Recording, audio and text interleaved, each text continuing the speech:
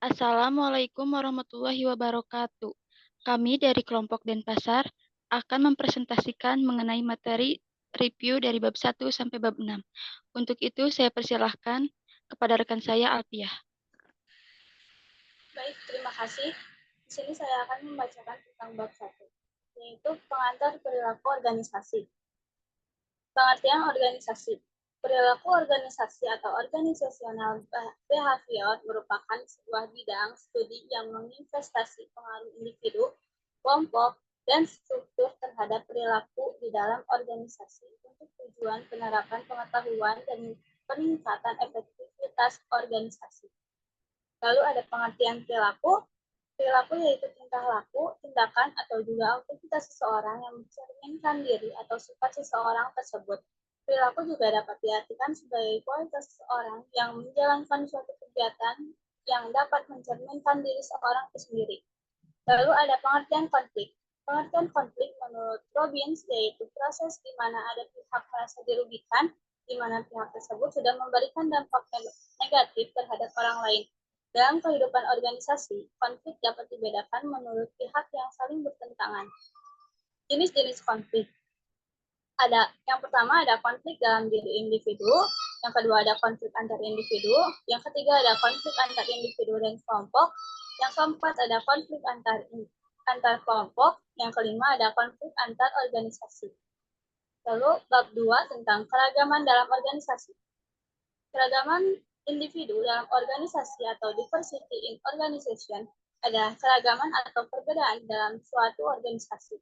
Dengan keragaman, organisasi dapat memperoleh berbagai pandangan, kemampuan, dan berbagai hal untuk mengatasi permasalahan organisasi atau perusahaan, dan dapat juga meningkatkan efektivitas dan efisiensi terhadap perusahaan.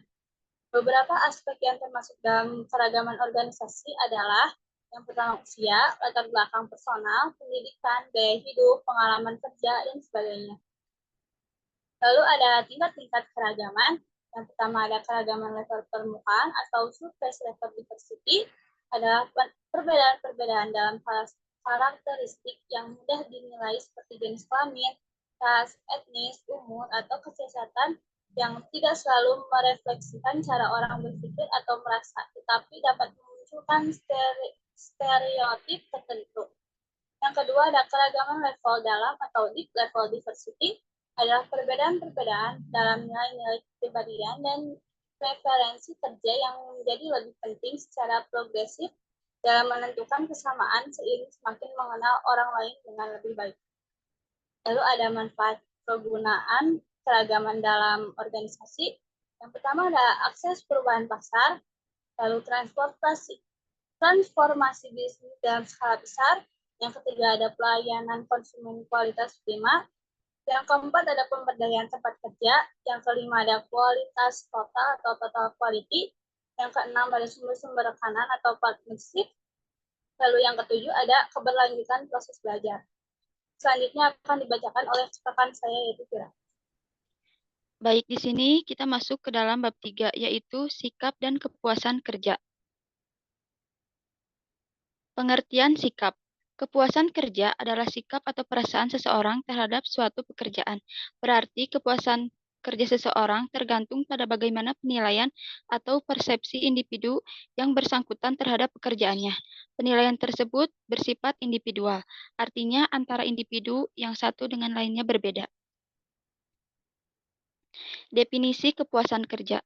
Kepuasan kerja adalah penilaian seseorang terhadap rasa suka dan tidak sukanya tenaga kerja dalam mengerjakan pekerjaannya. Kondisi psikis yang menyenangkan yang dirasakan oleh pekerja atau pengawal atau pegawai di dalam suatu lingkungan pekerjaan atas peranannya dalam organisasi dan kebutuhannya terpenuhi dengan baik. Faktor-faktor yang mempengaruhi kepuasan kerja.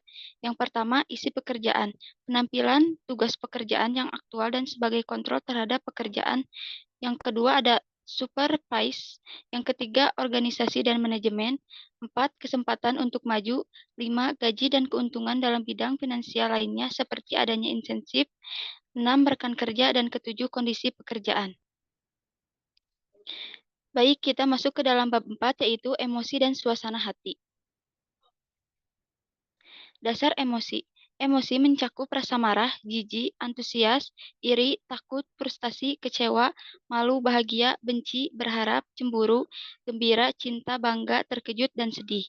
René Descartes, yang sering kali disebut sebagai pendiri filsafat modern, menyebutkan 6 nafsu sederhana dan primitif, rasa kagum, cinta, benci, hasrat, gembira, dan sedih, dan menyatakan bahwa yang satu terdiri atas beberapa atau merupakan bahkan bagian dari keenam emosi tersebut. Next, sumber emosi dan suasana hati. Yang pertama ada cuaca. Seorang ahli menyimpulkan berlawan dengan pandangan kultur yang ada. Data ini menunjukkan bahwa orang-orang tidak melaporkan suasana hati yang lebih baik pada hari yang cerah atau sebaliknya, melaporkan suasana hati yang lebih buruk pada hari gelap dan hujan. Kemudian ada stres. Tingkat stres dan ketegangan yang menumpuk di tempat kerja dapat memperburuk suasana hati karyawan, sehingga menyebabkan mereka mengalami lebih banyak emosi yang negatif. Kemudian ada aktivitas sosial.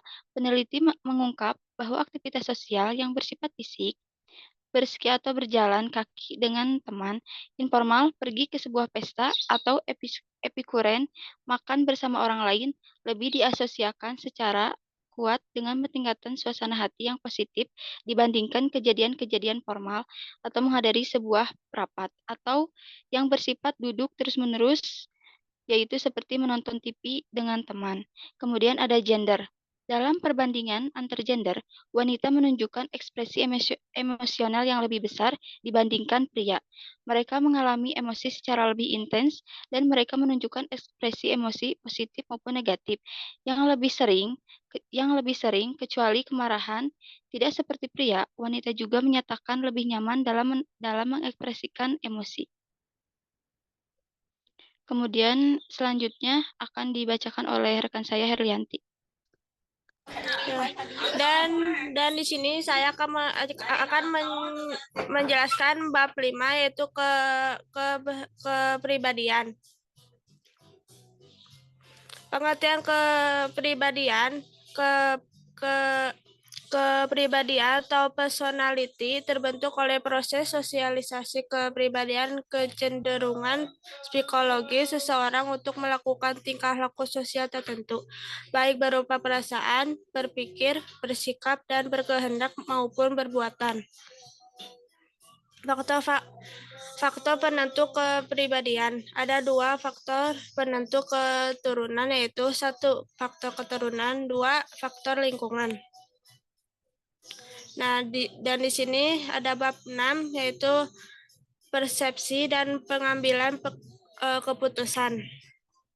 Pengertian persepsi.